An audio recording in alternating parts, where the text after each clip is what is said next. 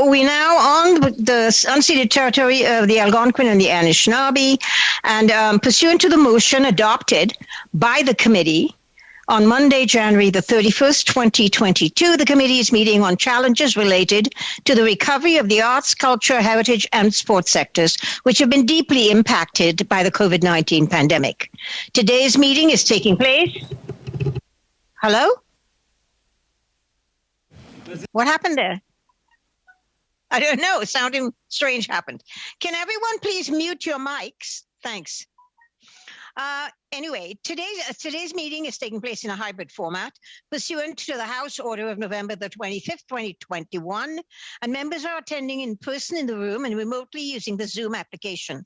And the proceedings will be made available via the House of Commons website.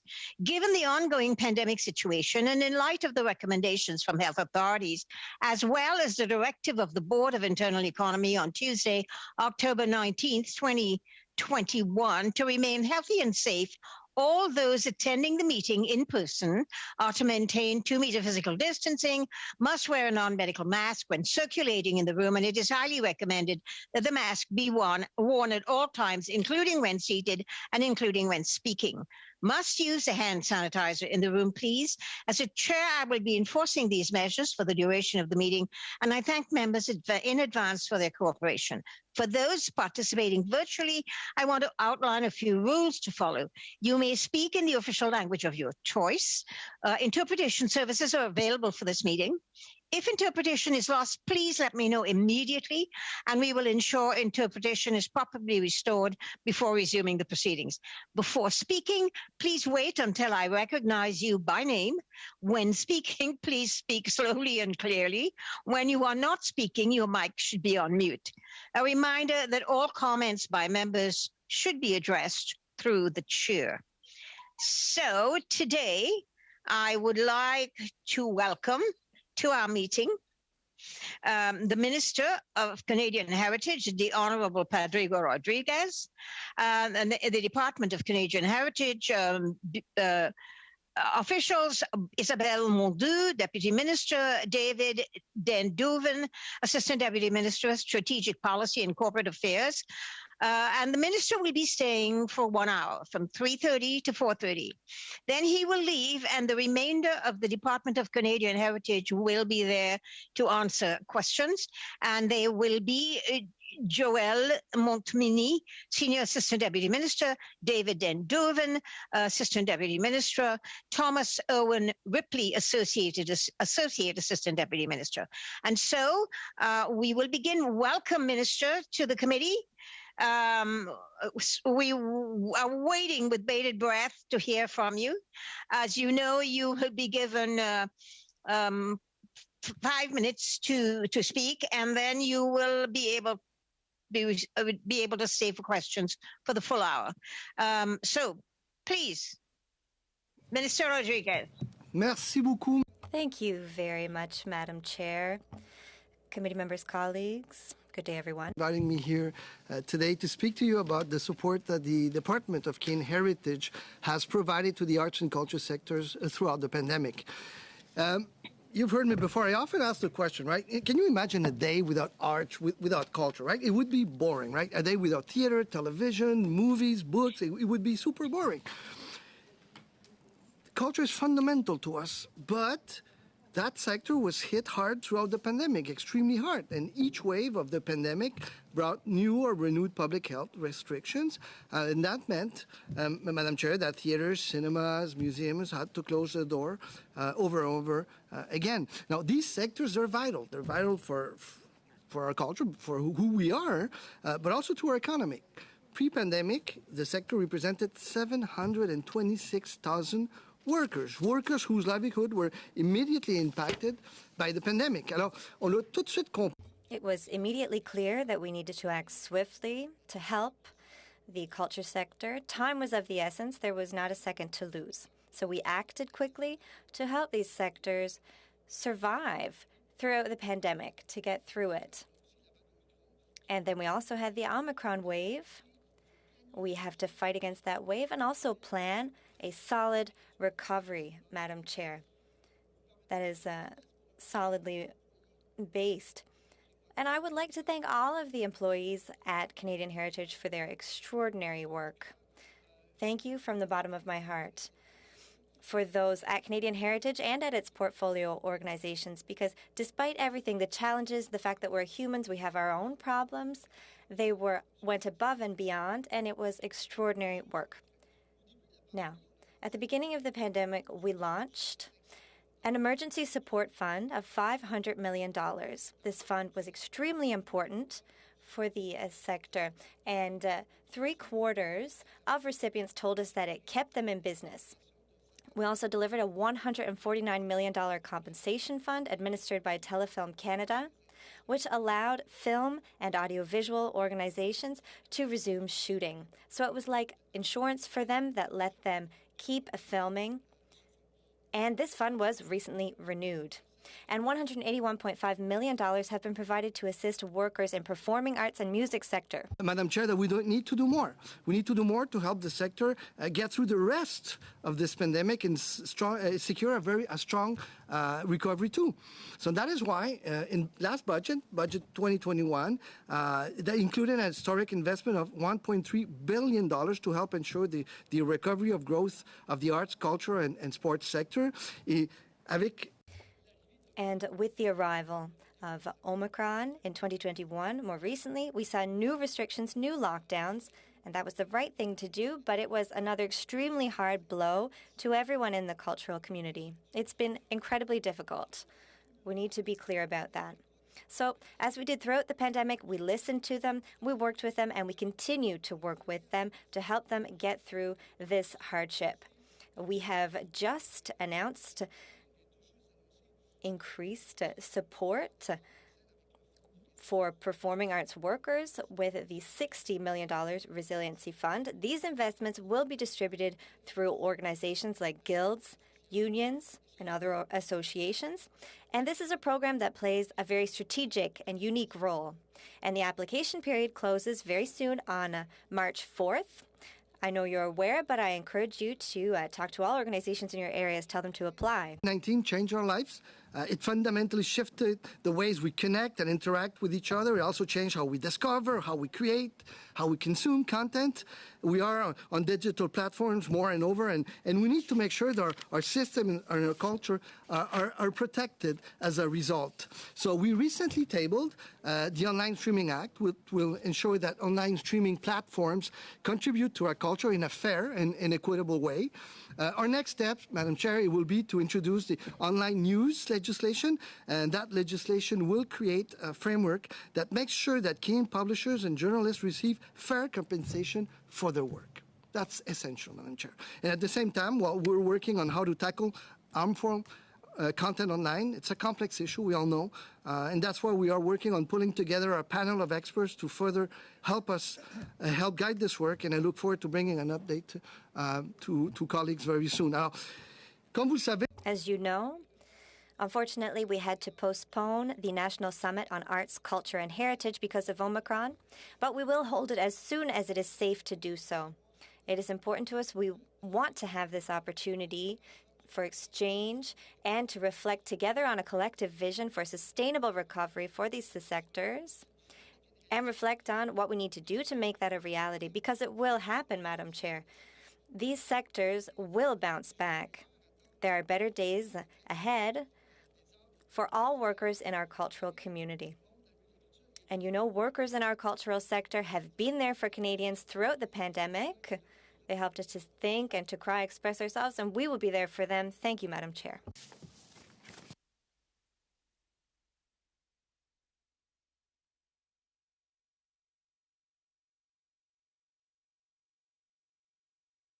Madam Chair, I think you're on mute. Sorry, I keep muting myself and unmuting myself and forgetting to do so. Minister, you will have the first round is a 6-minute round. As everyone knows, that round includes the question and the answer. So to begin with, John Nater for the Conservatives for 6 minutes. Thank you, Madam Chair, and thank you, Minister, for joining us today. I think this is your first appearance at this committee in this current incarnation of you as Minister of Canadian Heritage, so welcome, and it's nice to have you. I want to start with a topic that's on our minds with the situation in Ukraine and the Russian aggression. As you know, over the weekend, our party called for an order of general application to revoke the licenses of state-owned enterprises who are spewing propaganda. As you know, just minutes ago in the House of Commons, we also adopted a UC motion in the House of Commons to take this into effect. Obviously, we're thankful, as you've mentioned, that Rogers, Bell, and Shaw have done this. But will you be taking that extra step and asking the CRTC to take further action on this matter? Thank you for that question, Mr. Nader. I think it's a very important one. I think that the rise of disinformation and this misinformation requires a very strong response, and we all agree on that, from government, from civil society, from everyone. And I've been very clear.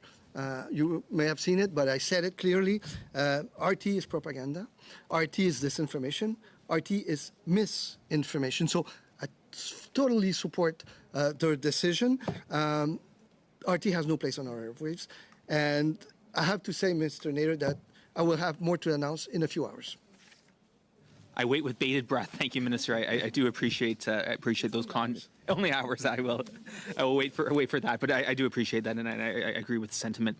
On the topic at hand, the impact that the COVID-19 pandemic has had on the arts, culture, and sports industry. I mean, we can't underestimate how that impact has had on more levels, not just financially, economically, but culturally as well. One of the challenges that we've heard from witnesses and we've heard from our stakeholder groups that we've met with is the stigma associated with a return to theater, return to live events, return to large public gatherings. This idea that people are hesitant, obviously, rightfully so.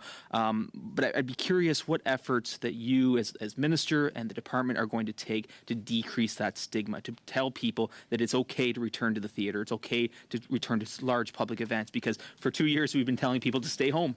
And now we're telling people, let's get back there. Let's get back and support the important cultural aspects. So I'm just curious what steps you'll be taking. You're absolutely right, Mr. Nader, and I've seen it firsthand when I went to see l'Orchestre Symphonique de Montréal. The Montreal Symphony Orchestra. Even if the capacity allowed for more, actually, the room was like almost empty, and I asked why, and it says because people are still afraid to come to shows. And I also went to see l'Orchestre Métropolitain de Montréal, and the Montreal Metropolitan Orchestra.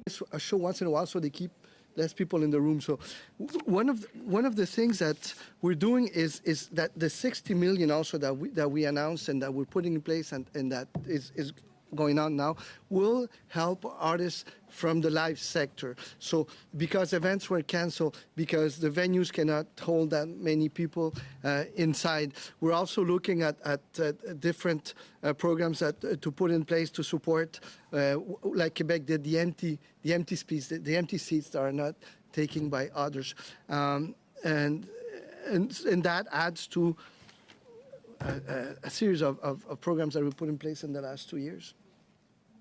Thank you, Minister. And flowing from that, so much of our arts and culture sector relies on international visitors, that cross-border tourist who comes, who spends their money here in Canada, who supports culture.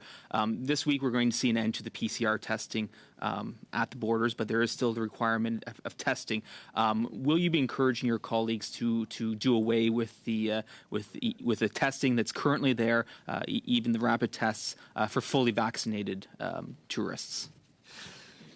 That decision goes to my colleague from health and Dr. Tam and the scientists. Like I would love borders to be open, but we have to be extremely careful to make sure that we do the right things. But I understand very well what you're saying. Thank you, Minister. Obviously you've met with representatives from the commercial theater sector. You've heard the concerns. The irony that come from away. The greatest Canadian success in musical in Canada is currently in 4 cities around the world, but not here in Canada. So I think that's a great, unfortunate irony. One of the things that we've heard is that other jurisdictions have strong tax measures encouraging live theater performances. New York State is obviously, one of them. Here in Canada, we do have 1 minute. Thank you, Madam Chair.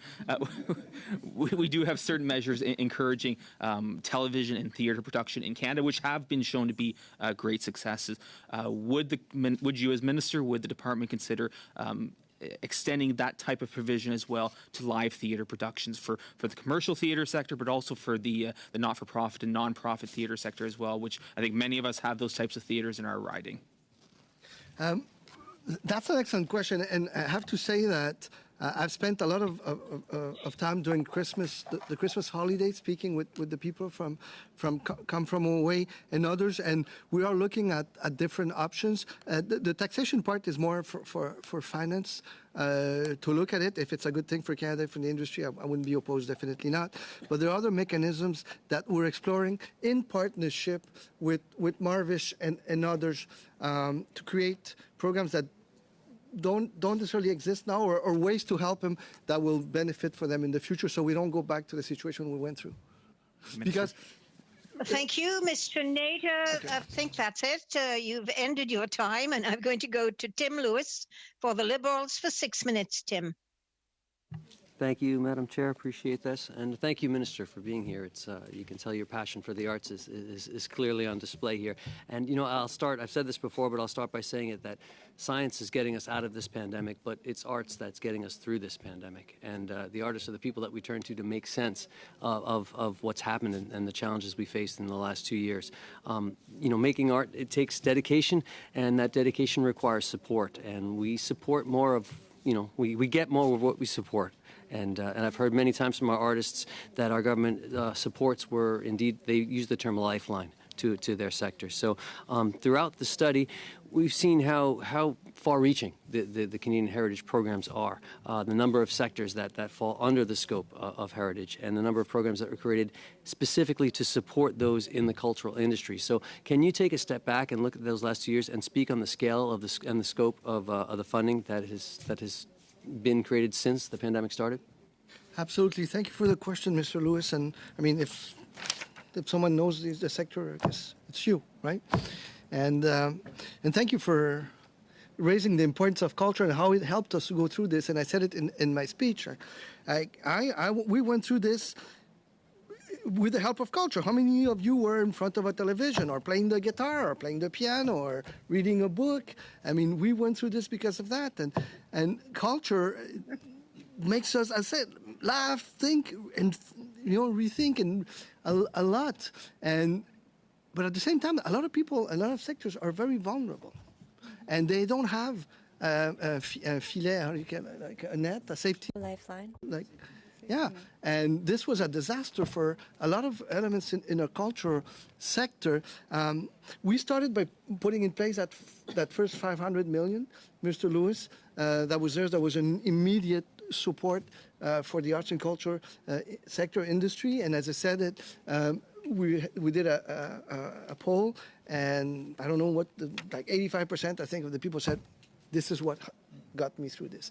We added more money, $281 million, a couple of months after. This $500 million was in November. Then in April, we had a $281 million. That included the insurance, remember, guys, for the film sector. What happened with the film sector is nobody wanted to insure them, because if one of your main actors gets COVID, then everything is shut down. But you had reserved the studios, the actors, the technicians, and everything. So that would cost a fortune. So they had that problem with the insurance company not wanting to support them. So we came in with this $150 million to back them. And so it allowed the filming to go on and on. We came back with more programs at the end for festival, this and that. And we have, I could read this, Mr. Lewis, but they were help for our musician, yes, music, yes, but for museums, for books. So we try to be there for everyone because they're there for us as Canadians. Well, I appreciate that. And, that's what the study is. We're taking it a sector at a time and just seeing basically what we can do to support them as they come out. To put it bluntly, reopening doesn't mean recovery. and different sectors are going to be affected differently. The arts and culture sector, and I know this from firsthand experiences, is always the first to be affected and the last to recover in any economic downturn. And the pandemic has taken that level of ups and downs, that cycle, to an unexpected, unforeseen level. The recovery we're hearing from our study already is expected to be 3 to 5 year timeline. And what we've heard from artists across the country that they feel like they've been heard and that they've got hope, but we know we need to continue that dialogue. So since that performing art, like Mr. Nader had said, the live performance sector is so hard hit, it's a challenge to get to those workers, specifically the independent and the self-employed artists in the live performance sector. So can you speak to the supports for that sector, specifically the Canada Performing Arts Workers Resilience Fund, and what the eligibility requirements are for that funding, and what organizations can help us to get that support on the ground to those performing artists? Absolutely. And another one of the challenges, Mr. Lewis, is that because it's been so insecure, like opening and closing, and okay, the show has been programmed, and it was taking out this and that. I mean, a lot of people have decided to say, okay, listen, I love that, but I'm going to get a more stable job because I can't stay here, because I have a family, because I have to pay the rent, because I have to feed the kids. So we're losing a lot of amazing people, musicians, creators, and that specific fund, as you call it, the Canada Performing Arts Workers Resilience Fund, is the one that I've announced not too long ago. We had the discussion here in this committee, at Finance Committee with Monsieur Champoux being there and others. So we're going to go through associations, guilds, unions. So they have up to March 4th, at the end of the week, to apply. It's similar to what we saw in Quebec with Union des Artistes. So those organizations have till March 4th to apply. Then we're going to do a quick analysis, a thorough but quick analysis, and then provide them with the funding. And then they open up the programs to individuals. It's maximum $2,500 per person. It could be direct funding, but it can also be through services. We talk mention a lot about mental health. A lot of people in the cultural sector need that kind of support. So they will be able to access that or other type, help with the rent, training, all of that. And it's going to become very soon. Thank you. I can't hear, but I don't have my. I believe my. 10 minutes. I do have another 10. Yeah. No? I could talk for at least that long, but I will yield my time. Madam Chair, we can't hear you. Sorry, Tim, you have 30 seconds. Well, I will use 30 seconds to say thank you. That's all. I appreciate it. So, Thank you very much Madam Chair. for the question. And Thank you, and thanks, Tim. I'm now going to go to Monsieur Champoux. Martin, you have the floor for 6 minutes. Thank you. Merci, Madame. Thank you, Madam Chair. I must admit it is a pleasure to be in person with colleagues again. We haven't seen each other for a while. But I will miss sound tests with my colleague, Mr. Lewis. He used to practice his French with me. Since I'm talking about Mr. Lewis, I will continue on talking about his comment, Mr. Minister. You were talking about the Resiliency Fund, and the applications are open until the end of the week. I noticed that the $60 million was for support to artists, but there was also a call for projects from that fund. What motivated that idea? I saw in the description of criteria that organizations were also asked to propose projects. That's essentially, yes, because the funds were not for organizations. You probably know this through the Union of Artists. So organizations propose projects to us, and we transfer the funds, and they fill out the applications. Questions. So essentially,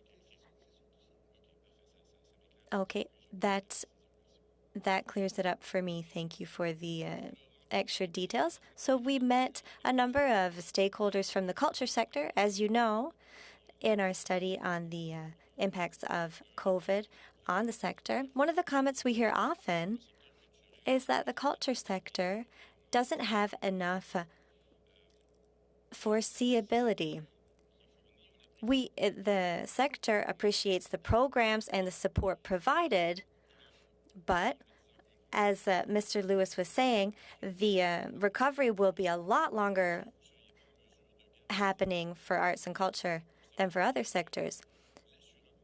So what are your plans regarding these programs? Will they be in place as long as they need to be in place so that people in the sector can plan more long-term? Answer. That's a very good point. Unfortunately, as we said earlier, many people in this sector don't have a security net. They don't have any guarantee, and that's more the case for them than for in other sectors. And it becomes really a human problem. I was tired of repeating how we were going to focus on acting quickly and not on acting perfectly. We continue to put programs in place. This is a new program. More programs are upcoming. So, Mr. Champoux, we are continuing to discuss needs with the sector, and we're looking at programs that might be necessary. Question. We met with great festivals. Oh, excuse me. I made a French mistake. So this festival is coming up very quickly, and this is something that needs to be planned far in advance. Recently, we learned that the money that had been promised and the programs that were in place for the major festivals, the money had not been received for them to be able to plan. Do you know if they are able to count on those amounts that were promised last year? Answer. I don't have all the details, but I can get back to you. I can ask the team where we are on those funds, but I can promise you that all funds that were promised were budgeted for and will be available. Hopefully we can go to the festivals together. Question. Yes, we have a poutine festival, but that's quite a different matter from this festival. Minister, also I would like to talk about the media and our famous bill to create a level playing field. The Future of Work in Journalism is an article that was presented by Jim Stanford in Australia recently. He's an economist. And we noticed regarding web giants that there was a fairness problem. So smaller players don't have the same clout when it comes to negotiating. So in this report that I mentioned, what they're asking is for when agreements are struck between web giants and media, that they are made public to ensure that they are fair and just. You're planning on tabling the Broadcasting Act soon, but in the meantime, don't you think that we should add into Canadian law measures that will ensure that smaller players are not penalized while they're negotiating with web giants?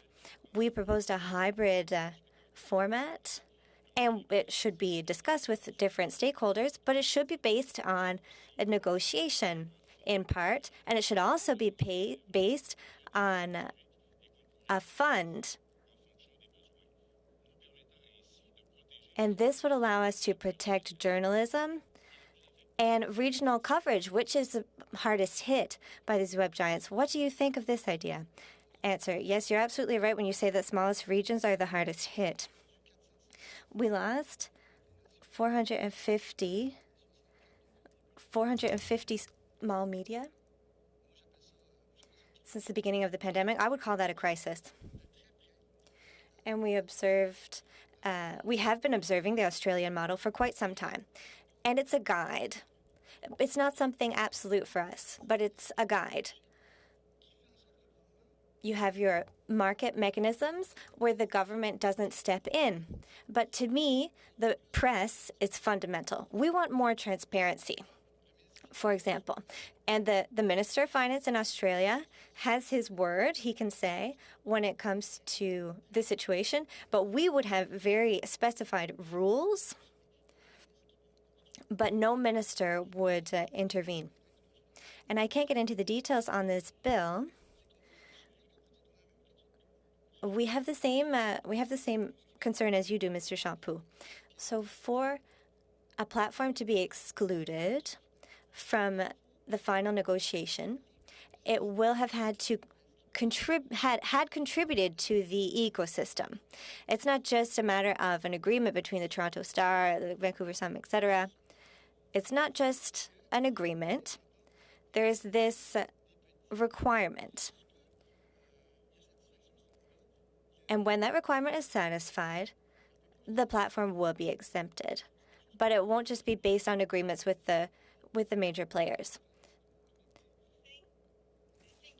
Champoux, I think I'm not finished. Okay, go ahead, Minister. Finish your thought. No, I'm not. I was kidding. I'm sorry. You're the boss. You're the boss. No. But if you want to finish the thought, I think we all want to hear what you have to say. 15 you want the seconds. answer? 50 seconds. Go ahead. So collective bargaining, négociation collective est fondamental. Collective bargaining is fundamental. That's what makes it possible for co-ops and smaller stakeholders to negotiate together. As a group, they can do more. Thank you, Madam Chair. Thank you, Minister. And now I'm going to go to Peter Julian for the NDP. Peter, you have 6 minutes. Merci beaucoup. Thank you very much, Madam Chair. And I would like to congratulate you, Minister Rodriguez, for being selected as the Minister of Canadian Heritage. It's an extremely important portfolio. Also, congratulations on your earlier work as leader of the government in the House. Ask you was just to follow up to Mr. Nader's question around Russia Today. A number of carriers, cable companies, have stopped carrying this. This is a network that is propaganda to justify slaughter, and we know what is happening in Ukraine right now. How many cable companies are continuing to cover to carry RT right now? I asked that same question this morning. I'm not sure we have the exact number. We're working on it, but I can say that because those big players took it out, it's 75% that are not carrying anymore. So 75% of the whole broadcasters. So how many, the 25%, how is it divided in small ones? We have to look. Do you have an answer on this, Owen? Or? No, as the minister said, so we've had 4 major distributors remove the service at this point. The remaining big distributor, which is Videotron in Quebec market, does not carry RT. And so there are a number of smaller distributors where the situation is a little less clear. So there are some carriers that continue to cover it, and I understand that could be carrying it. And that there will be an announcement in the next few very hours. Very soon, Mr. Julian, very soon. Yes, that could bring this to up to 100%. Maybe. Yeah. There's no doubt. I think Canadians would want to see action taken by the government in those remaining areas. Ma deuxième, merci beaucoup pour ça. Thank you very much for that. My second question regards all of the cuts the government made in October. There were cuts made to emergency programs, and many artists felt the consequences. 900,000 Canadians were cut from these benefits with only hours of notice. We have heard about the abundant difficulties they have faced. So what is the number of people that could be helped by the Resiliency Fund? We've looked at people who could be helped in various ways. And also, are you also looking at the number of artists that lost their benefits when the government made the cuts in October? Well, when it comes to the emergency measures, we always said they were temporary. That they were extremely helpful. But the question is also relevant. And it did help many people. I think 36,000 people are in the situation where they could be helped. And the people who apply will have to show that this is what they're earning their living from and how they have been impacted. And those people will have access to $2,500 from this fund. We call it a one-shot to help them on a one-time basis. But as long as people are in regions with lockdown, they will have access to government aid. Question. Yes, but one thing artists have said very clearly is that they need a less strict criterion. For example, people who are getting the lockdown benefit, it's not enough help for artists. They still need an emergency support program.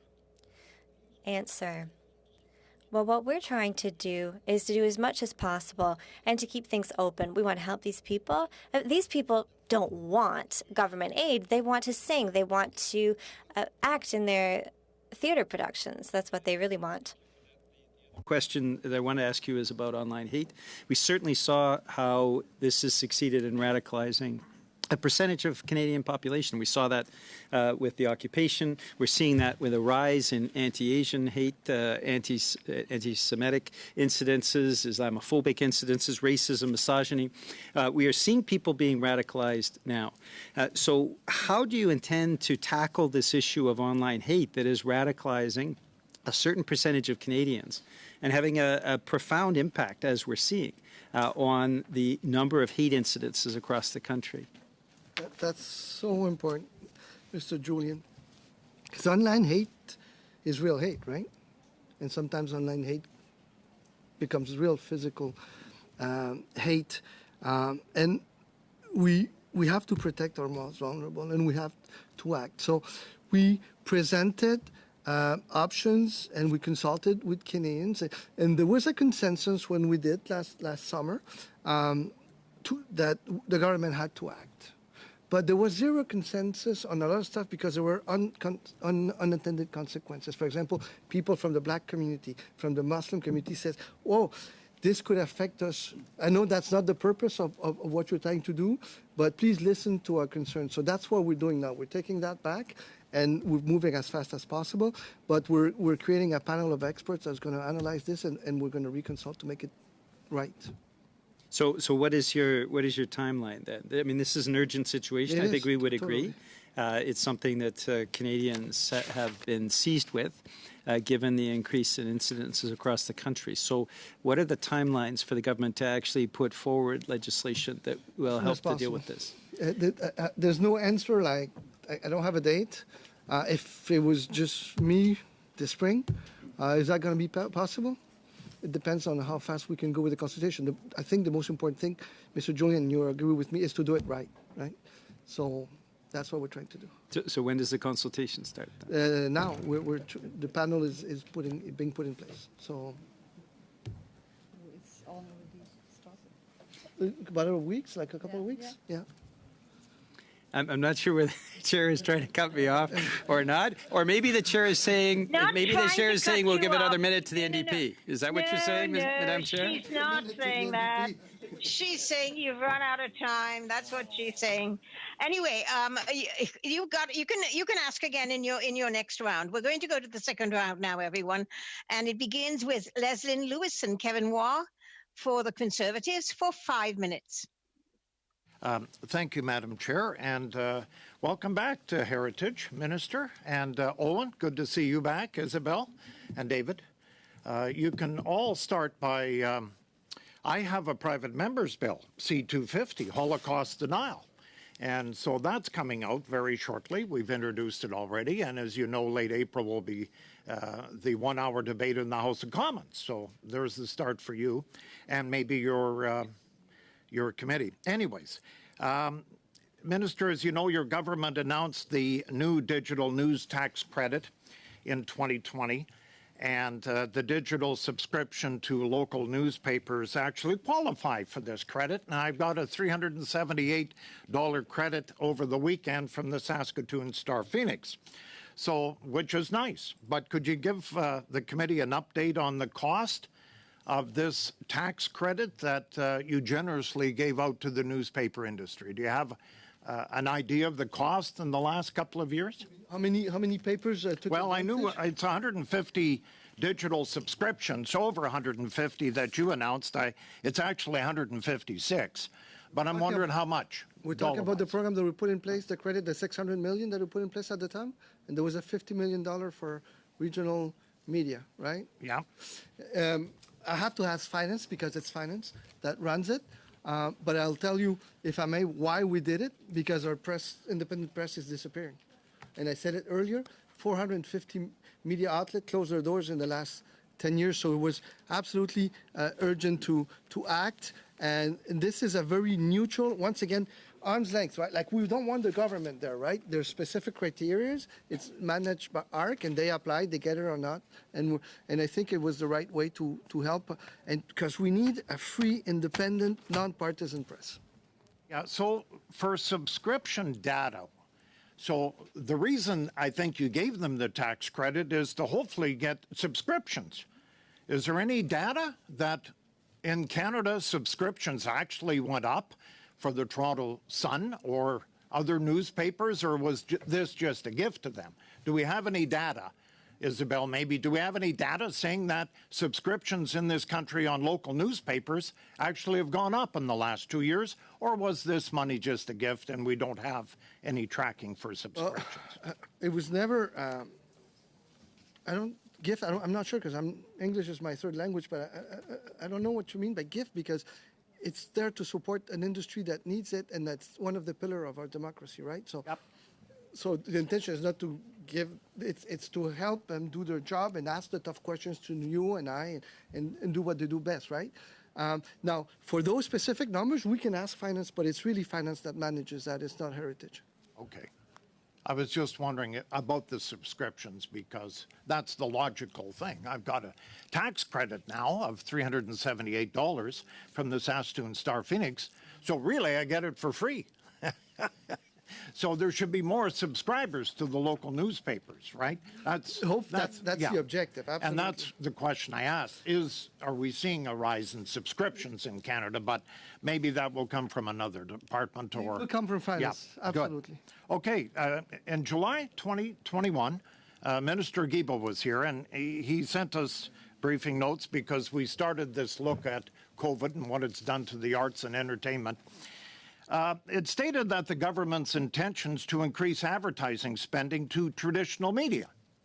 Can you provide those numbers to the committee? We know as a government, Owen, lots of money went into Google and Facebook, but what about traditional media like radio and television and newspapers that in the report of July 21 that you indicated you were going to make a concerted effort on that part?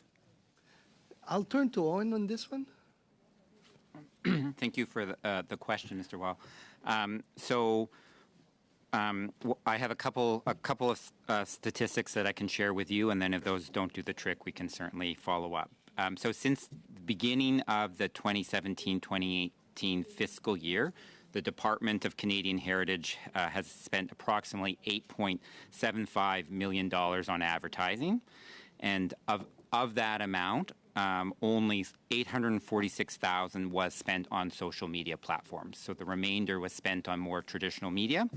And then during during the fiscal year 2020-2021, the department spent approximately $1 million on advertising, and of that amount, approximately $450,000 was spent on social media, and the remainder would have been on more traditional platforms.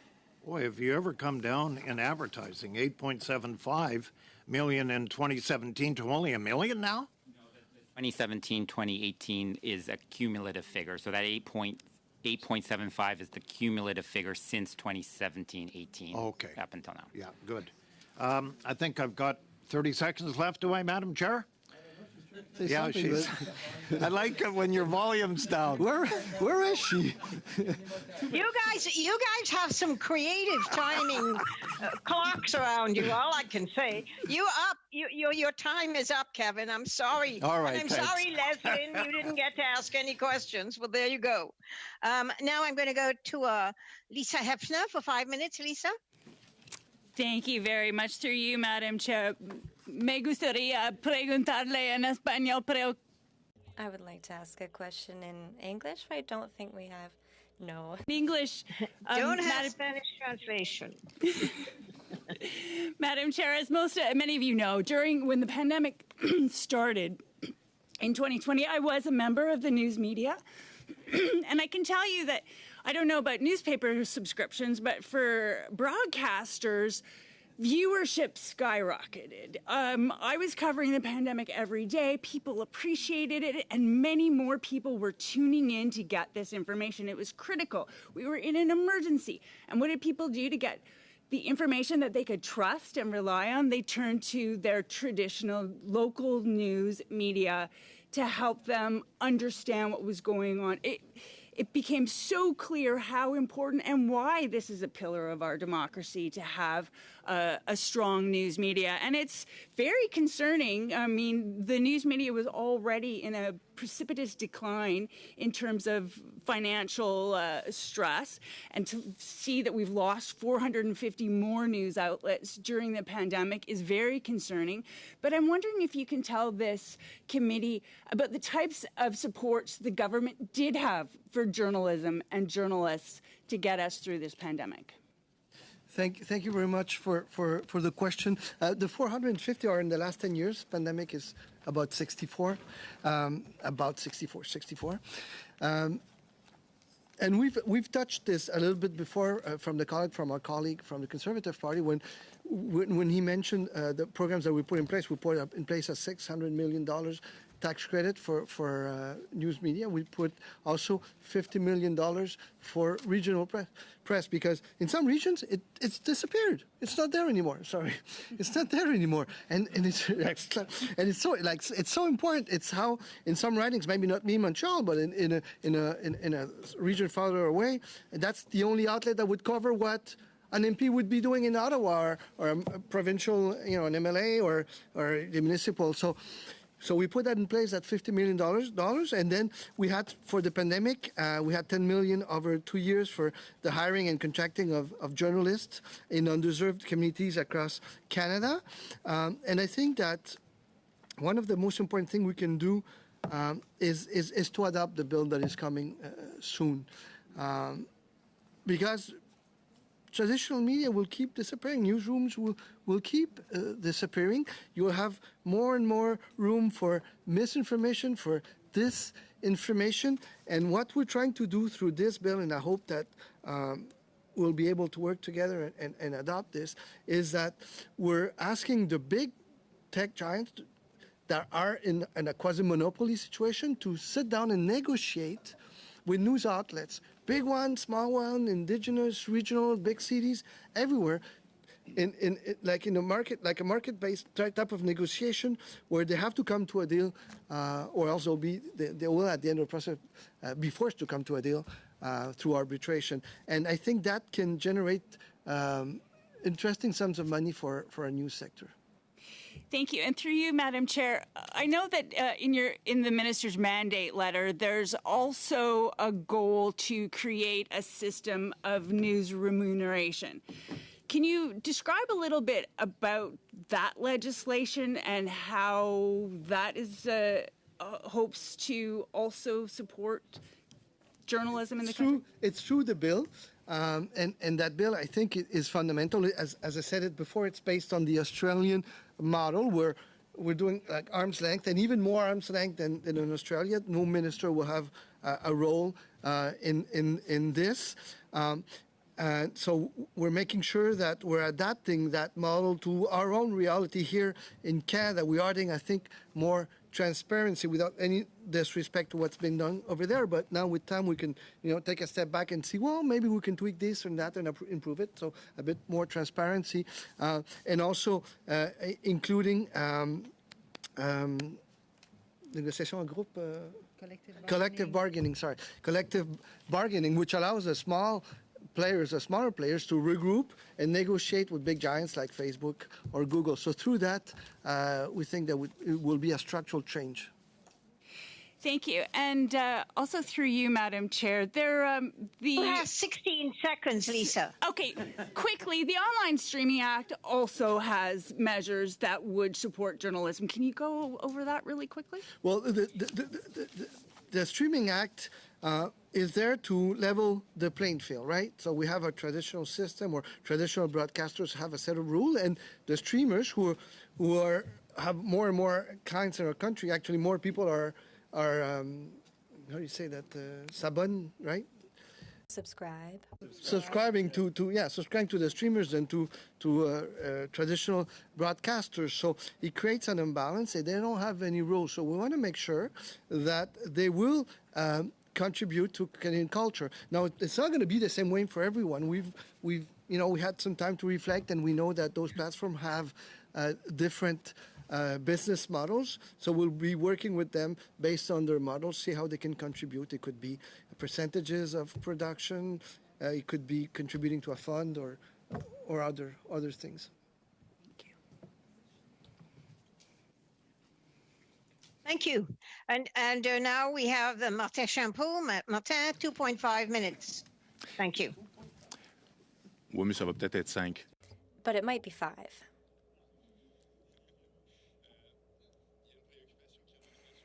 There's a concern we heard about very often in the recent study we did, Minister. A number of witnesses mentioned, first of all, the challenges in recovery for the culture sector, but also how to seduce the clientele to come back to the culture sector. For example, older Canadians might be more afraid to start back up their activities in public, but attitudes can change. But this was a concern that came up often, and the culture sector said we're going to have to seduce our public, and we will need government support to do so. And did you hear about this from stakeholders in the culture sector?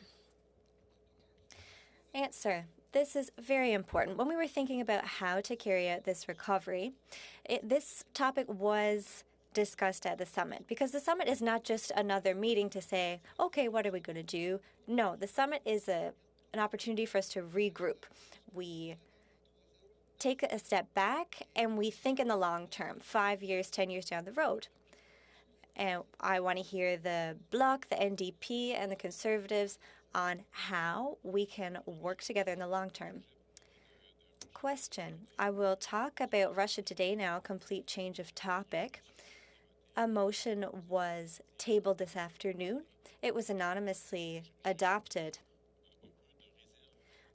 I still hesitate somewhat when it comes to anything to do with censorship.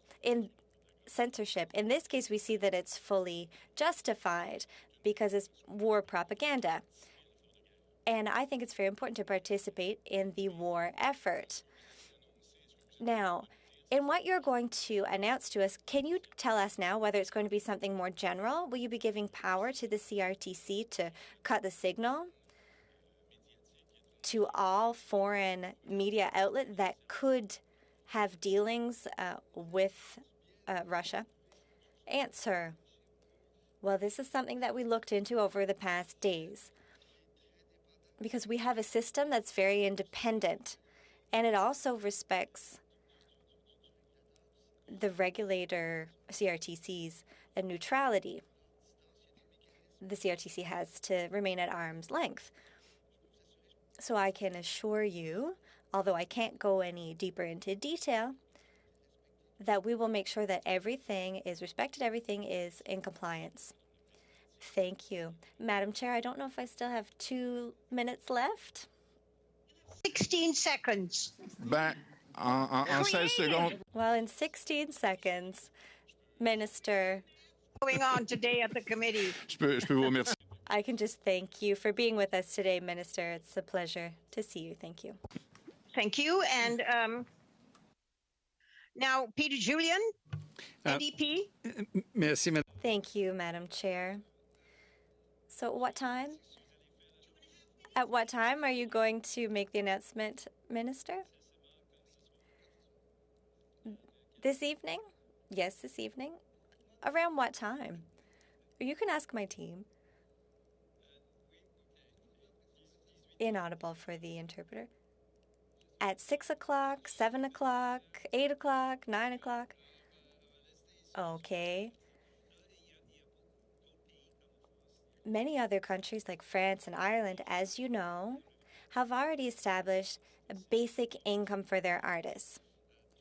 And as you said earlier, this is a good way for artists to be able to contribute without the risk of a shortage or without the risk of this crisis for them where they can no longer pay their bills. Are you reflecting at the department on the possibility of basic income for artists? Answer. Not as such at the department. I know my colleague, Minister Qualtrough, is carrying out a study on this whole issue of employment insurance reform. But we have made numerous concrete actions. And the work that we did was extremely productive for Canadians. And it did allow us to also include independent workers, etc. So I think that broader reform it is not something we're thinking about, but we'll continue to be creative and productive with our programs. Insurance and the fact that it really doesn't respond to our artists who often have these difficulties. It's a bit of a roller coaster ride, and often very, very dedicated people who want to practice their craft, and we've certainly seen it over the last couple of years with COVID.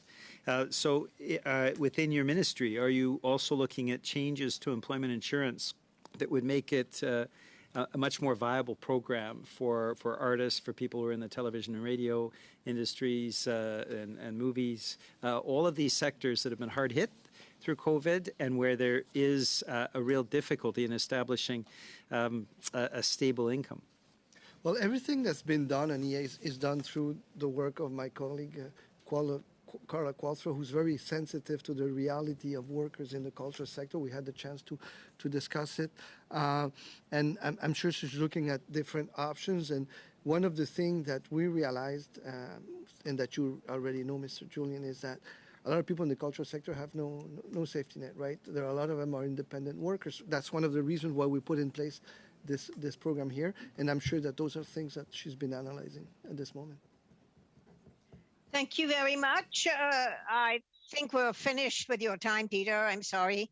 And then we're going to go now to the second round on the second round, and that's Rachel Thomas for the Conservatives. Ms. Thomas, for 5 minutes. Thank you, Chair. Minister, thank you for giving us your time today. When you opened up with your starting comments, you made mention as to how important Canadian arts and culture are. And of course, I agree with that. And when it comes to regulating arts and culture on the internet, Canadians have quite a few concerns with regard to the latest piece of legislation, Bill C-11. Minister, I'm wondering if you can define for me what is meant by, quote, programs, end quote, within that legislation. Very much for the question, and as we said during the campaign, we brought the bill, and we realized we heard some concerns, and I think we fixed it, right? And I think the two very important parts of that bill are 2.1, that you see that it excludes the users, and in 4.1 that it excludes the content, which one very, very small exception, which is a commercial Minister, content. with all due respect, you know I have a short amount of time. Please answer my question. How do you define programs? I don't understand, sorry, your question. What exactly do you mean by that? Sure. So in Bill C-11, it regulates the uploading and the transmission of programs. That's the word used in the legislation. So if that's what it's doing, I'm wondering what is meant by programs. Well, I think I know what you mean by making reference to all the discussion we had about the user-generated content and all the people, those different programs that you're talking about, right? So what I hear you saying then is that programs includes user-generated content. No, they're not. That's what I'm you saying. just stated. No, that's what I'm saying. It doesn't. That's why So then I what- think you're so referring Minister, back. what is the program? It's Canadian stories. It's the music. It's the filming that we're doing. It's the music that's been recording. Is that what we're saying? It's not TikTokers. It's not Instagram. I don't know how you call them. It's not the people that can have 1 million viewers. And it's great. I mean, I met with them. They're amazing. Like, they're so creative, and some of them are 19, 20, 21, and they do incredible stuff, but it's not about them. It's not about them. I'll give you a concrete example. You have a song from The Weeknd, okay, a commercial song from The Weeknd on YouTube and on Spotify. It should be treated the same way. That's what we're talking about. Okay, so Minister, do you know what a grid code is? A what, sorry? What? A grid code. The codes that are on the commercial content. So a grid code is something that it's a system to identify release of digital sound recordings, as well as other digital data for electronic distribution.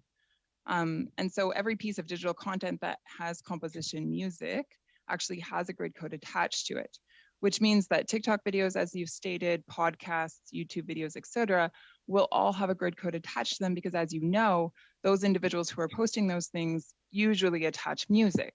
I attach music, you often attach music, maybe even Hetty Fry attaches music to her things. So there's a grid code, which, Minister, you just said anything with a grid code will be regulated by this legislation because it'll be declared a program. But it's not the only thing that specifies that. It's not for TikTok. TikTok are things that you take a minute and you take a piece of the song and you do your things using that piece of the song. So what we're talking about here is that musical content that is equal you find on YouTube and you find on Apple Music or whatever. So, Minister, anyone who produces a TikTok video will have a grid code attached to their content.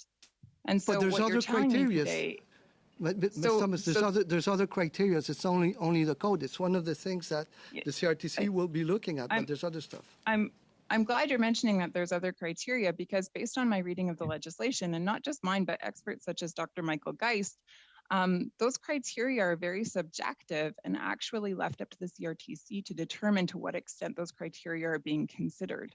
So, Minister, I'm wondering, since you're placing such emphasis on the criteria, if you would be willing to change the legislation to make it very clear so that the waters are no longer muddied and the CRTC knows exactly how it is to use. I hope those notes are helpful to you. The CRTC knows exactly how to apply those criteria.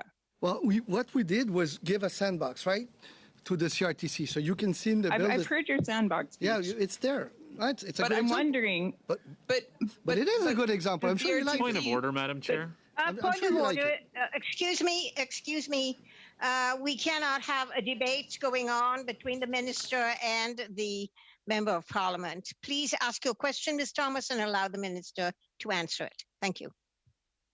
You have 13 seconds, by the way, left. Minister, my question is simple. Are you willing to clarify the legislation in order to make sure that the CRTC is given strict boundaries within which it has to function when it considers criteria as to whether or not content will be regulated? Or have you purposely designed the legislation to be muddy in nature? Well, I think that the legislation is quite clear. Listen, we're always open to any suggestion, but we think that the legislation does the job. And there were problems in the past. We admitted that, and we fixed it. And we provide that sandbox to make sure that there's specific criterias. And, 2.1 is very clear. Users are out. They're out. And 4.1 is the content is out, right? So from those social, so with the only exception that there is there. So. Except that 4.12. Excuse me, Ms. Thomas. Yeah, which is commercial content. Thank you, You're doing Minister. it again. Excuse me. Order, please. Thank you very much, Minister. Minister, I just wanted to remind you that you very kindly gave us an hour of your time. You have now been here for an hour and 3/4. Do you want to stay or do you want to leave? I don't know what your schedule is. I can wait for. I could stay for hours, Madam Chair, but I do have to take care of something that I have to announce. Thank you. Well, thank you. I want to thank the minister and thank him for taking the time and for overstaying his time. That is so generous of you. Me. And now we're going to move to the officials, and we will continue the round once the minister has left the room. So we will suspend.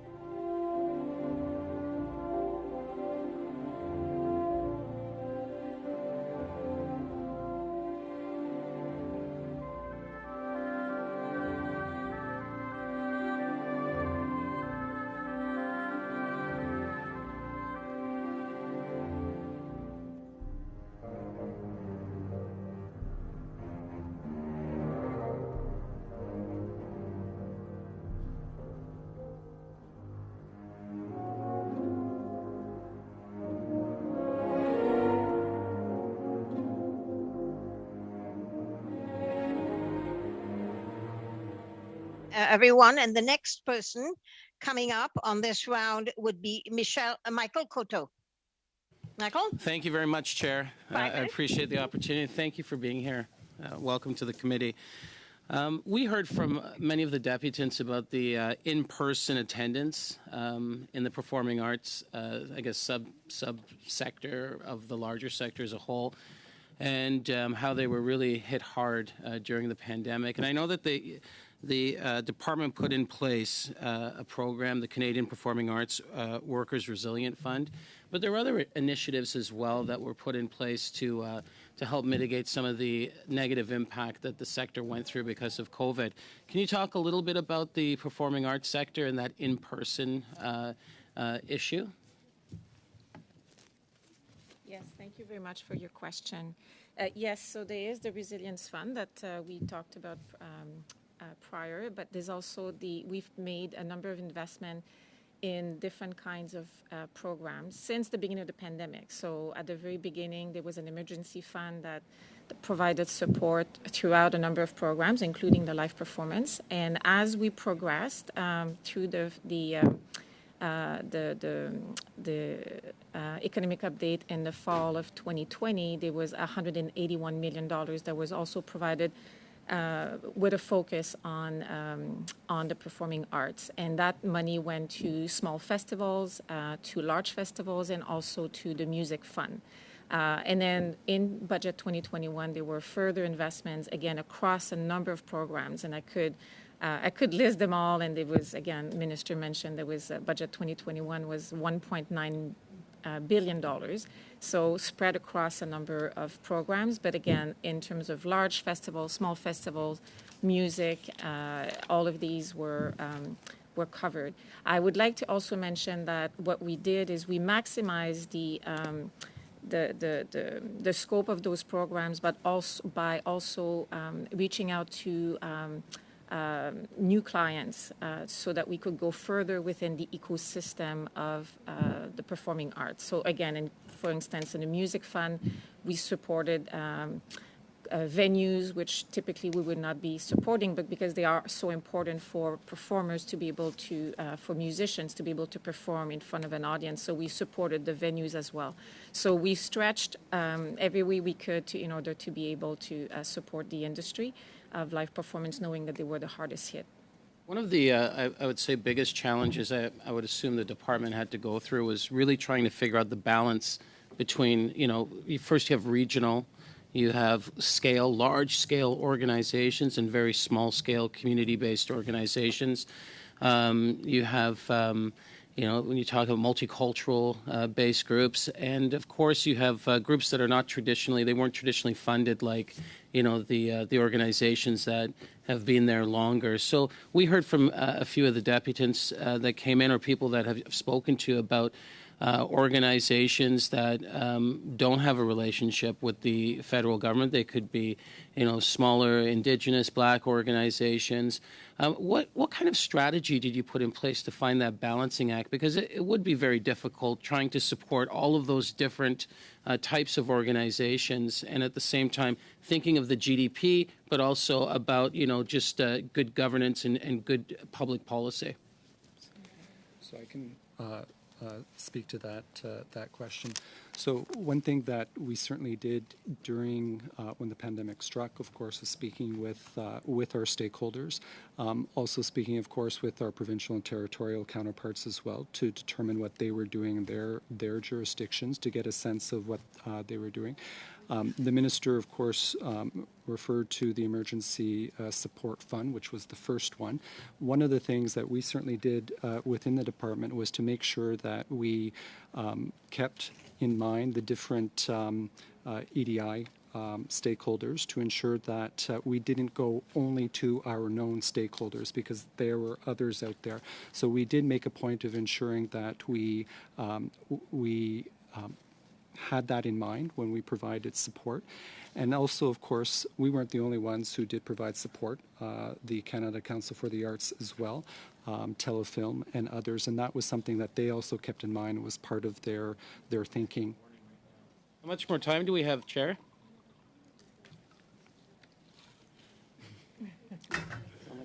1 minute? Okay. So I just wanted to ask a question. Sorry, guys, you have 1 minute. I keep turning off my mute and on my mute, but you have 1 minute. Sorry to interrupt you. I just wanted to ask, coming out of the pandemic, do you think that our there's new relationships that have been forged, especially with organizations, again, that traditionally may have not had that relationship? Are you coming out of this knowing more of those organizations and understanding, just the challenges in general that they're going through? So I can speak to that. Certainly, yes, because of course we had additional money that was provided to it that allowed us actually to create those new relationships, and so yes, we do. We had a survey as well that was undertaken as well after the Emergency Support Fund, and we plan to do the same thing again with the new funding that was received, and that gives us better insight in terms of what they're actually witnessing and on the ground. I'm assuming there's just a stronger Thank you. relationship Sorry, with the territories and provinces as well. I'm Thank you, Chair. I'm sorry. You're Thank you good, so Michael. much. Thank you. Thank you. Okay.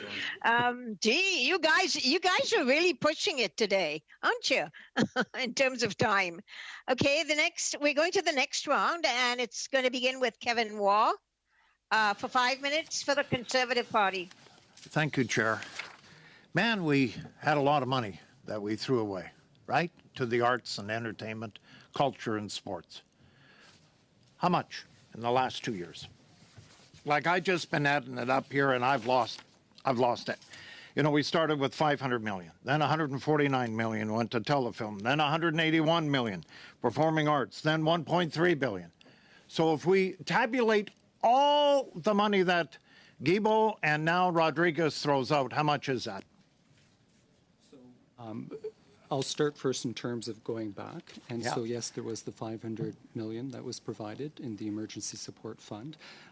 There was also the fall economic statement, and that was 181 million that was provided. The minister then made reference to the insurance backstop that was provided. In Budget 2021, there was investments of 1.9 billion that was provided in that budget to help support the arts, culture, and heritage and sport sectors. So is it all out now? So we are working very hard in order to ensure that the money is out the door to support the sectors. The money that I referred to in Budget 2021, some of that money, of course, was over a number of years. And so we are obviously working to ensure that the money that was provided is provided to stakeholders that are in need. Oh, give me a percentage that is out. So right now, Madam Chair, we're near the end of the fiscal year, and so we are, there are files that are still going through and are being evaluated. And but in terms of the money that has been allocated for this fiscal year, we're fairly confident that we're going to be spending the money that was allotted to us. Any regions benefited more than others? So we, I'll give you the example of the Emergency Support Fund. Our stakeholders, and I'm sure my colleagues can attest to this as well, we Department of Canadian Heritage support organizations. And so in some sectors, the organizations tend to be in certain provinces more than others. So that is something we are mindful of, but I don't have the information in terms of right now, for example, the breakdown per province. I wonder, Madam Chair, if we could get that breakdown prior to our report that will come out in the next week or two. That would be very interesting if we as a committee could get the report from you in time before we do our final report on this, because I think there's a lot of questions where the money went and which provinces or territories are at the top and which are at the bottom. Is that possible? That's something that we can provide for the Emergency Support Fund, because the books have closed for that, because we're not at the end of the fiscal year at the present time, but we can provide that for the Emergency Support Fund. Yeah, I think that would be good. One of the questions, and I think Michael talked about it, and we're hearing about it in the precinct and the Ottawa bubble, is the museums gobble up in this area most of the money. So when you go to the museums wherever, Kelowna, Peterborough, there is no money for them. And the reason being is in the Ottawa area, the 5 or 6 big museums suck up all the money. How much of the money do they take out of the pot that actually goes to museums in this country? Any idea? So I don't have the figures in front of me for the national museums. What I could do, however, is point you to the Emergency Support Fund, because there was some money that was provided to museums across the country, to small regional museums that normally we don't fund. And the minister made reference to Budget 2021. As part of that as well, there was money that we provided, or that was provided for small museums, and I believe it was about approximately $40 million. And we are in the process of funding those museums from across the country. That's good, because 42 seconds, Kevin. Okay, the RCMP Museum in Regina at once was on the chopping block. Have they got enough funding now from the federal government to continue for many years to come? So I don't have the information on that particular museum, but that's something that we could provide you. Thank you. I would appreciate that. Thank you, Madam Chair. So, thank you, Kevin. You gave me 17 seconds for free. Thank you.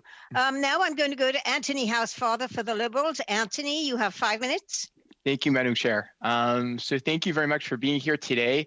My dear friend Kevin Waugh in the previous round was using the term throwing out, and I'm sure he inadvertently didn't mean to say that, but it sort of implied that money was spent frivolously and uselessly during the course of the pandemic in terms of the recovery funds. Could you assure me that the money was not spent frivolously? Well, you didn't just throw money out the door, did you? Like with no purpose and no rationale? No, we obviously have our process in terms of we provided top-tops to organizations that we fund already. We had applications that we asked stakeholders to submit, and for example, I'm thinking about the museums. We had a portal which was online, which we encouraged organizations, museums from across the country to apply. And there is a rigorous process that we have in place to ensure that the applications are vetted in order to determine whether or not there is a need that was there before, of course, we send money out the door. I would also note I made reference to the survey that we had undertaken after the Emergency Support Fund had gone out. We had a response rate of 60%, and as the minister had noted, there was approximately 77% of respondents said that the fund, and that was not only for museums but for sports, arts, culture, that it helped them stay in operation to a large or moderate extent, and that it helped them weather the effects of the pandemic. Yeah, that was my feeling also, that you have approximately 77% of organizations that responded saying that the monies that were given helped them stay afloat during the course of very difficult times. So let me just come to then a question. Have you seen any sectors that have seen partial to significant recovery? For example, job maintenance, business continuity, recovery and growth at this point? Can you tell us which sectors are doing better and which sectors are doing worse and need more help now?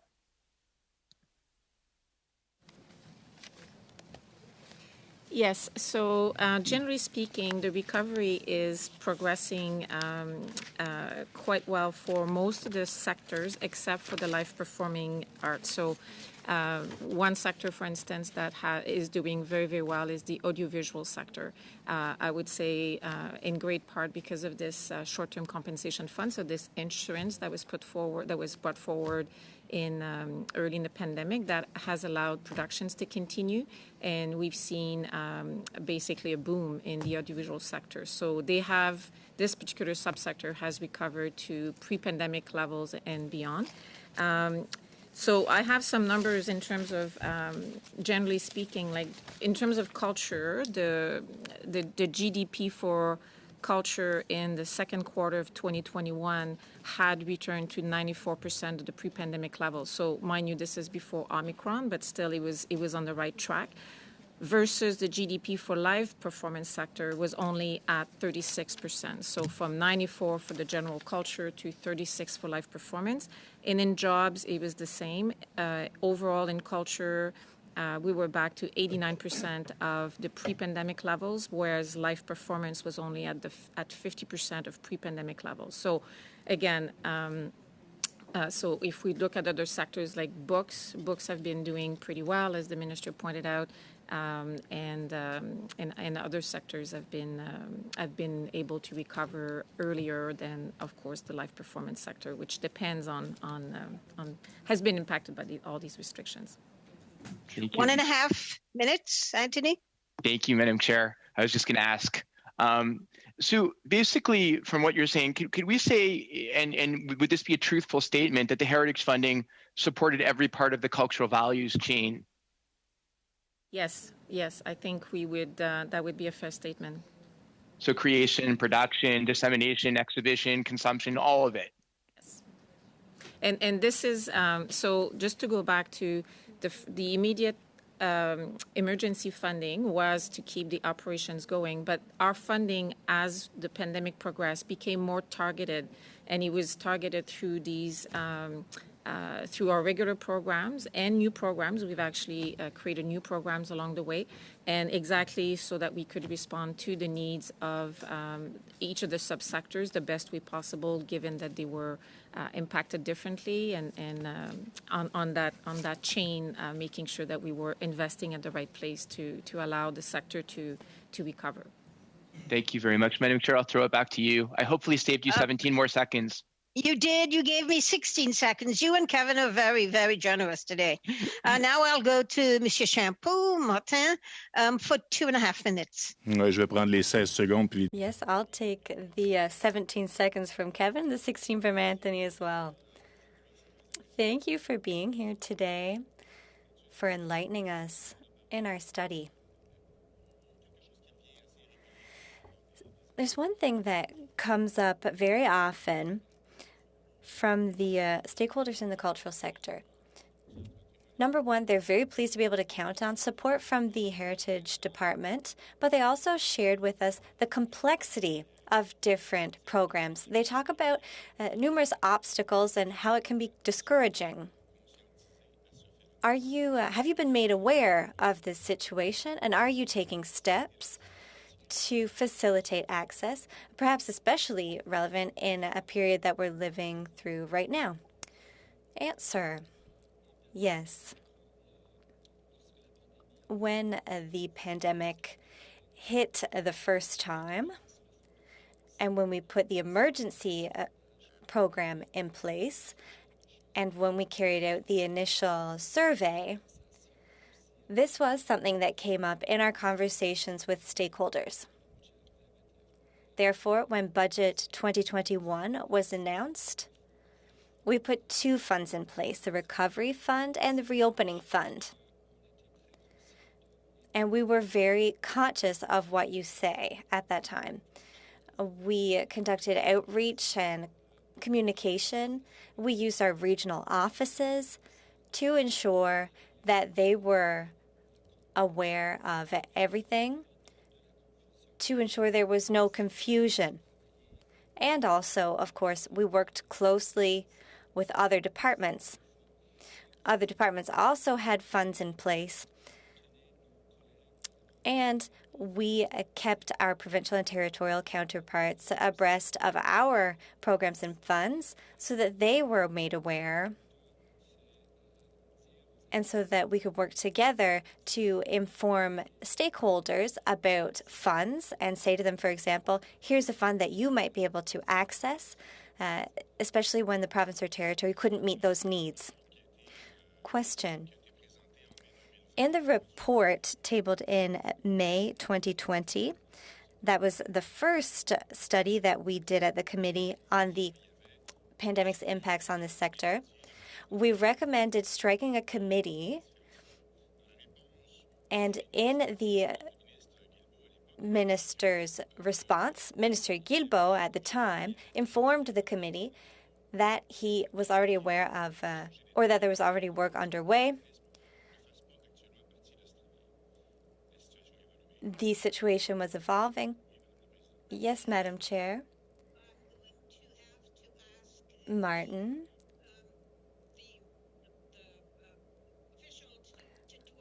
Answer, because we've gone over time.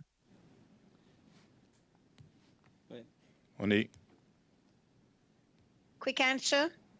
On a 6 minutes, Madame la... Don't we have 6 minutes, Madam Chair? It's just the first round. No. You have 2.5 minutes. I'm sorry. Ah, avec toutes mes excuses, effectivement. Oh, pardon me. Règlement. Point of order. Madame la Présidente. Madam Chair? Parce que moi aussi, j'ai... Because I also was anticipating that we would be having one more round. That's what we usually do when we have witnesses. When we switch to a second panel of witnesses, we start back again with the first round. No, pas du tout ça. Le contraire. No, not at all that. Quite the opposite. Clerk, I didn't think we were doing this. I thought we were just continuing because the minister stayed 3/4 of an hour extra. It was like a 2-hour panel, and we were just going with each round continuing.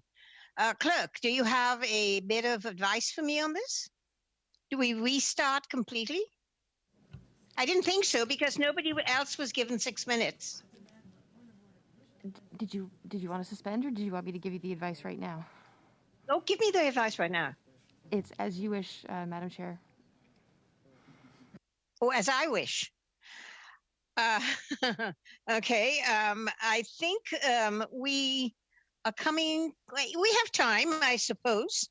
Is the whole committee in agreement? Do I have unanimous consent to allow Mr. Shampoo and Mr. Julian to have 5 minutes? Because this is a 5-minute round. Yeah, just do a recording vote or two. I can't hear. Yes. Dr. Fry, everybody seems We're to be all in good. agreement, and if we're going back to the first round, it would be 6 minutes each. The other two people did not have 6 minutes, Mr. Waugh and Mr. So we will go with a 5-minute round. Thank you. We're trying to cut this. Yeah. All right. So you suspended that. So you have another 2 minutes and 30 seconds, Mr. Shampoo. Starting again. Merci beaucoup. Thank you very much. And I'd like to thank my colleague, Mr. Julian, for that brilliant point of order. And just to summarize my question, following that recommendation that came from our report, Minister Guilbeault told us that no new committee had been struck to create new funding measures, but that there was work being done. And now the situation has changed, and once again, we're hopefully finding ourselves coming out of the woods with this pandemic. Do you think it's time to go back to the people in the sector and to look at making changes to programs? Answer. Yes, of course. We are very concerned about the state of the industry itself. Therefore, we are always interested in hearing the points of view of stakeholders. As the minister said, he intends to hold a summit on the arts sector, and that will create an opportunity to listen to the stakeholders working in the arts and culture sector. Question. But you know that they will probably tell you the same thing that they told us at this committee in the 2 studies that we carried out on the pandemic impacts. So you probably already have the answers. Answer. Yes, we will, of course, look at the testimonies you heard here to see what stakeholders raised. And we will also look at this committee's reports and recommendations on the future of the industry, etc. Question. I have a few seconds left, and I will make advantage of them to piggyback on what Mr. Waugh mentioned earlier. Advertising ratios.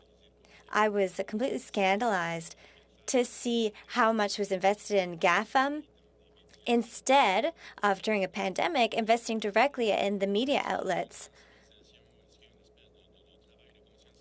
Has awareness been raised on the importance and of these actions? And is the government dedicated to helping our regional media?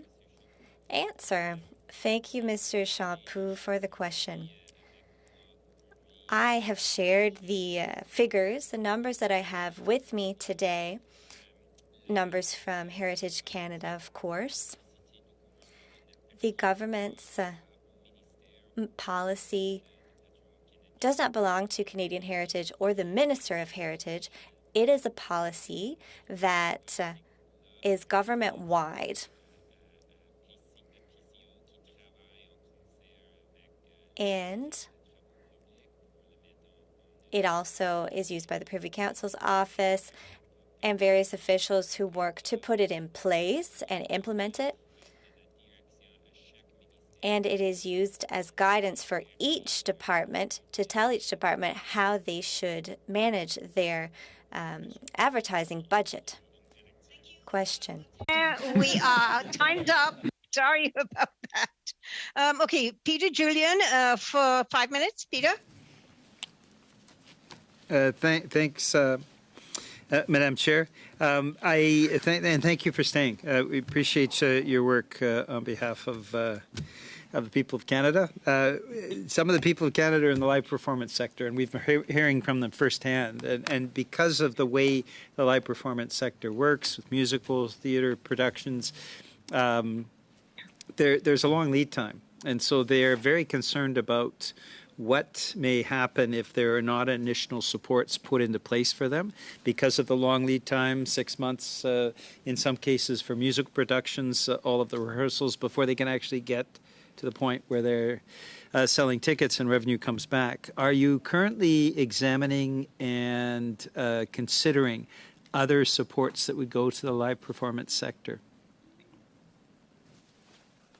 Thank you for your question. So yes, in the budget, in the platform commitment and in the mandate letter of our minister, there is a commitment to look at support for mitigating the risk related to ticket sales, so revenues resulting from tickets. So that's one particular thing which, to your point, the investments in a lot of these productions have to be made up front, and you only recoup your cost later on. So we're looking at a measure that will alleviate some of the pressure and then injecting additional funding so that we can help the live performance sector recover and again, mitigate these risks of the unknown in terms of the revenues that might be generated. Okay, I may thank you very much for that. I may make you uncomfortable, but I will ask the question, when? When would we expect to see those announcements made then? Well, it is not in my hands, so I cannot tell you exactly when, but this is, I would say, it's a priority commitment for our minister. So, is it possible that it would be prior to a budget, or is it more likely that we would see provisions in the budget? I cannot say, unfortunately. Okay. I cannot say, I don't know. Okay. Thank you for that. I'd like to go on to the issue of the web giants, and many organizations, the Anti-Defamation League, Southern Poverty Law Center, MIT has correlated the rise in online hate and radicalization of people that we saw notably in Ottawa over the last 3 weeks with algorithms and a diet of toxic videos, toxic information that is sent to people often who had no prior experience with that. They may have asked simply, are vaccines safe? And they're dragged into this echo chamber of very toxic misinformation that has led to radicalization and online hate. So I'm wondering to what extent the ministry is looking at that, and to what extent you're engaging with the web giants on this. And the web giants, of course, I'm thinking of YouTube, Google, Facebook, Twitter, Instagram.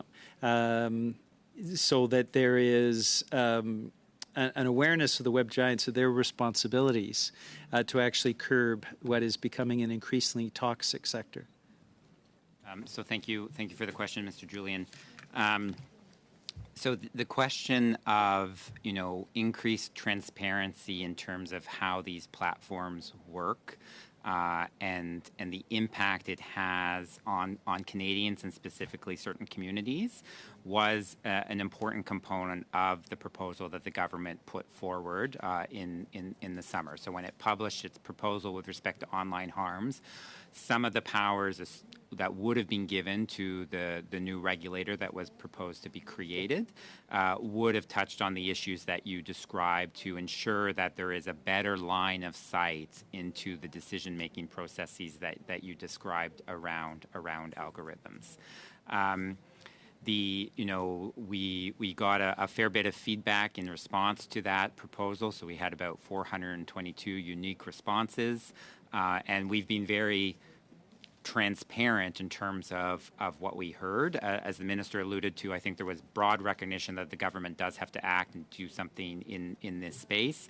But as you would see in our What We Heard report, there were also a fair number of criticisms and concerns that were raised by stakeholders around questions of privacy, questions around the charter, questions around kind of the takedown provisions, and so it's in that spirit of recognizing that this is very important, but it's also the framework, the legislative framework that is going to be put in place is going to have to stand the test of time. And so it's really from that perspective that, the government is signaling, okay, we heard you. We didn't, what the proposal that we published last summer doesn't quite hit the mark. And that's why, the minister is pulling together this group of this expert advisor group that will help him rework some elements of that proposal, and then we'll take it from there. Are you looking at other best practices in other countries? For example, there is legislation before the U.S. Congress now that tackles that issue of transparency around algorithms and making the web giants responsible for the algorithms that are leading to this progressive radicalization and dramatic increase in online hate that's manifested often, as we've seen, in person. Are you looking at those models as a possible direction to take? So we are. In the space of online harms, if I were to characterize it broadly, I would say there's about three big international models, right? So you have the German takedown type model where the proposal that the government put out last summer drew heavily on the experience of Germany. I would characterize the Australian model of one as more enforcement, right? So the Australian model, what they've done with their e-safety commissioner is really give that body the ability to investigate complaints and have certain enforcement powers. Thank you very much, guys. I think we need to end here, Peter. I'm sorry. Point of order, Madam Speaker, Madam Chair. Sorry, you're not Speaker yet. He was just getting to the final. If you could just give him another 10 seconds, and you can take it off my next question, period, just because he was giving a final example, Australian, Germany, Australia, and the final one. Okay, we will, is everyone in agreement to allow that? Because it's what we're gathering here is information. Do I hear anybody dissenting? No? Well, let him have 10 seconds to finish. I will be super brief, Chair. And the third model is what I would characterize as the duty of care model that the UK has really been putting forward, where there's an emphasis on making sure platforms have appropriate processes and mechanisms in place to deal with a variety of different online harms. Okay, thank you very much. I'm going to Rachel Thomas for 5 minutes.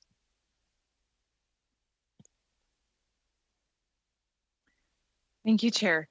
I guess I'm wondering if perhaps you can offer a definition. The minister wasn't able to clarify for me. So the definition I'm looking for is with regard to Bill C11, the word program is used throughout the bill. And of course, it's referring, the entire bill has to do with regulating the uploading and the transmission of programs, quote. So just wondering, how do you define that? Thank you for the question, Ms. Thomas. Broadly speaking, program covers audio and audio-visual content that would be distributed by, a broadcaster, and it excludes primarily text-based content. Okay, and how would you define a broadcaster?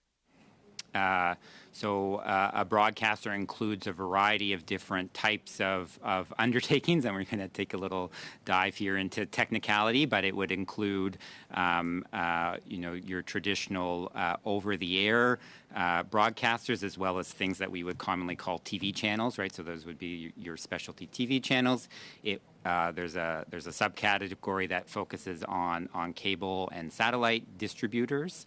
So that would be, your Rogers Cable, your Videotron package, and then what the Bill C11 proposes to do is create a new category, which is the category of online undertaking, and it's that category that's designed to capture the streaming services like Netflix, Crave, Disney Plus, Tout Point TV, etc.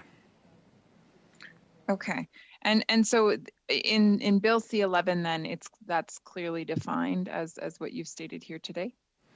The definition of online broadcaster, I could pull it up for you, but in short, it's well, here, let me know. You just give me one sec, Ms. Thomas. It's in the definition part.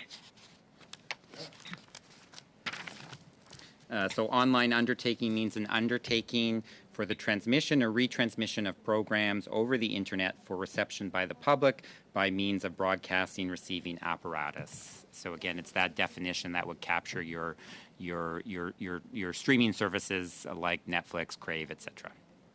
Okay, but coming back to program, are you able to offer a clear definition of what is meant by program in the bill? Because in the legislation itself, it's not defined. Thank you for the question, and I have been following the debate with respect to that specific term, and what I would offer to you, Ms. Thomas, is that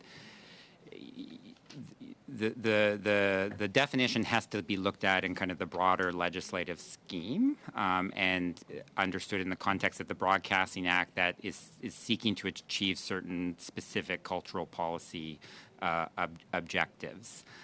So the term program is audio or audiovisual material or content, again, exclusion of primarily text-based, in a context where the focus is on those services. In the traditional world, it's the TV channels and the cable and satellite services, but in the digital environment, it is things like streaming services that offer programs that have a grounding in what the act is trying to achieve. So I would offer you can't look at it just in isolation, but it has to be looked at in that broader legislative scheme.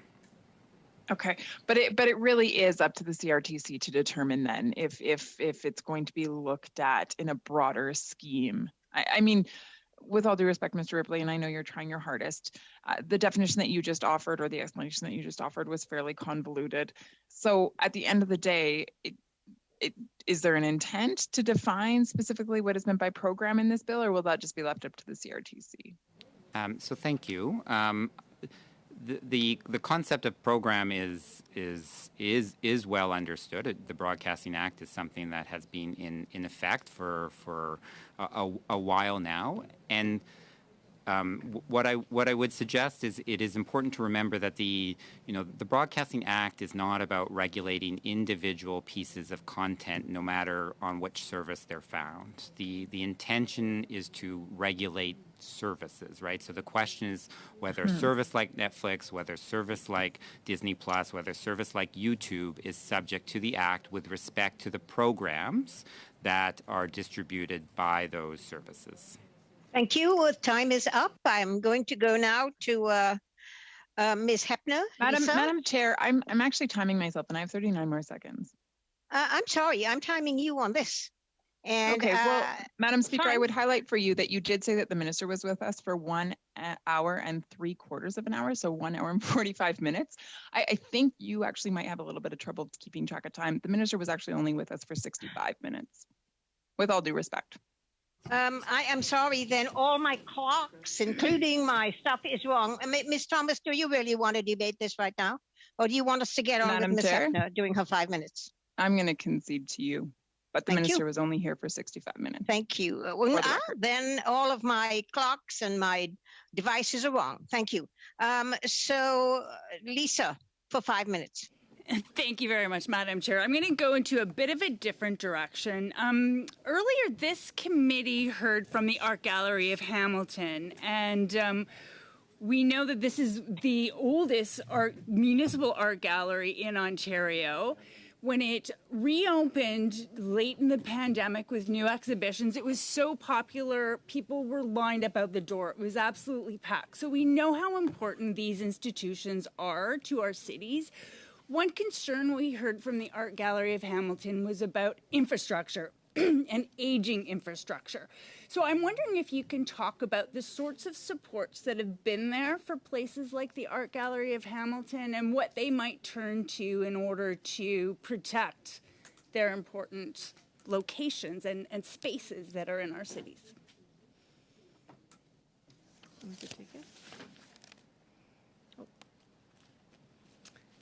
Thank you very much. Well, we do have the Canada Cultural Space Fund, which is a fund that supports the construction and renovations of facilities, the acquisition of special equipment, and also the development of feasibility studies for arts and heritage organizations. So this is a specific program in terms of infrastructure and equipment for these types of cultural space. In budget 2021, it was also given a $15 million additional funding to also to help organizations, facility venues like this, deal with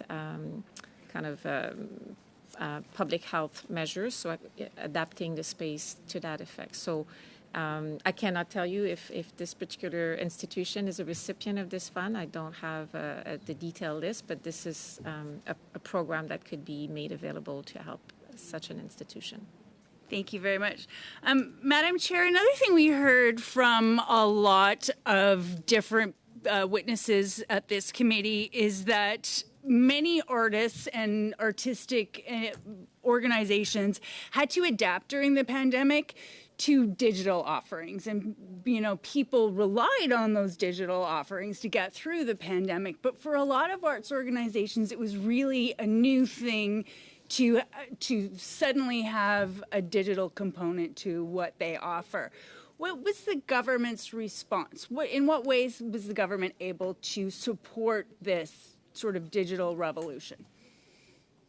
So one of the things that's a good question. In fact, a number of our programs or the funding that we received in budget 2021, for example, provided some funding for the digital element. And you made reference, for example, to the art gallery. I made reference to the museum fund. I do know that some of the museums that did apply did get some funding for the digital aspect, be it for them to help hire someone to look at that aspect, because as was noted in terms of our sectors, they had to kind of go online in order to reach their audience. And so that was something that that we certainly saw with some of the funding that did go out, that some of the organizations were using that money for that. So when we and I'll make reference to Budget 2021, the Recovery and the Reopening Fund, there was money for that, for the digital aspect. Thank you very much. I'm back with the Art Gallery again, and it looks like there's no problem with audience hesitancy at the Art Gallery. As soon as it was open, it was packed. But we did hear from a lot of arts organizations that there is hesitancy among the public to go back and congregate and go back to live shows, for example.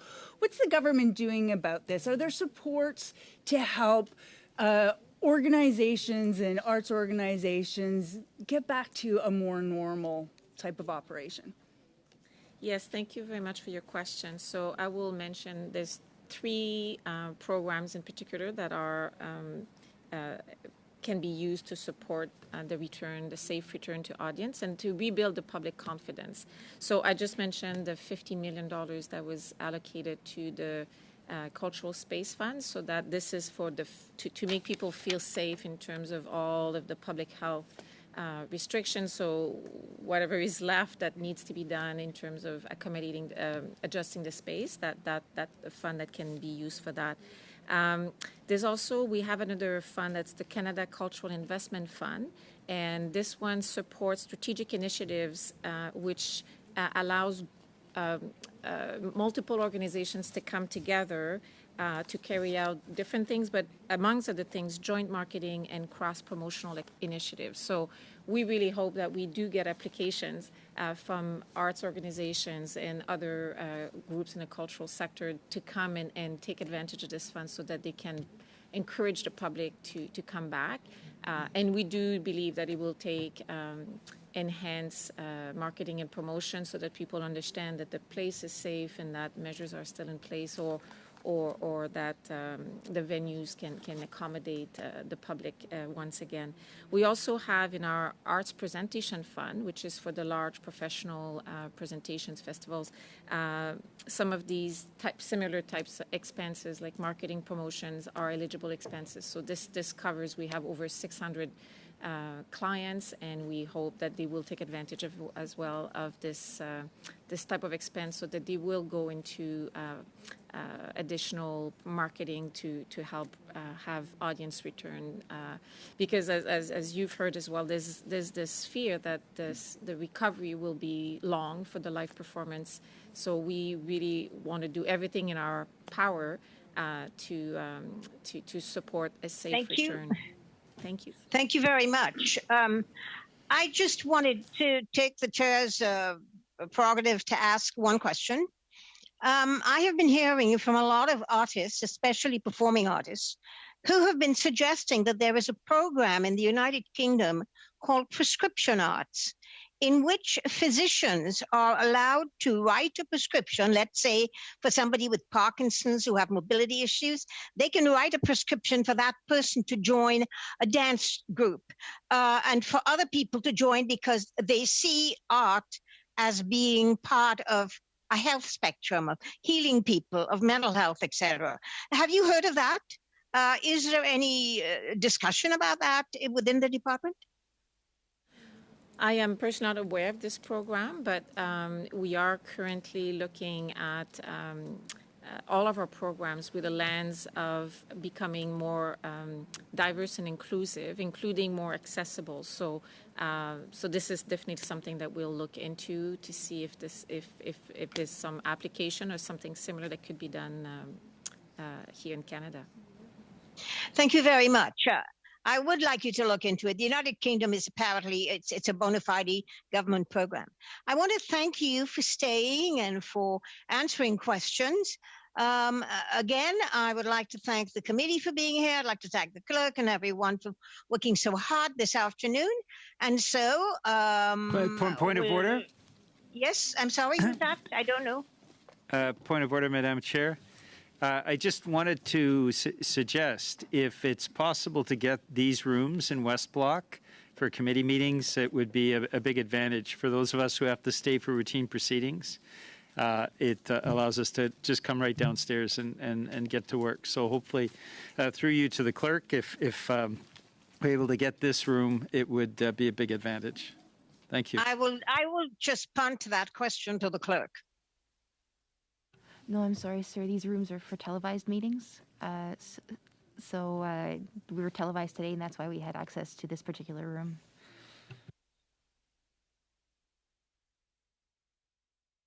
Thank you very much, clerk. And I would like a motion to adjourn, please. I would entertain one. Motion Mr. Housefather? Oh, sorry. Thank you. Thank you. This meeting is adjourned. And thank you again, everyone.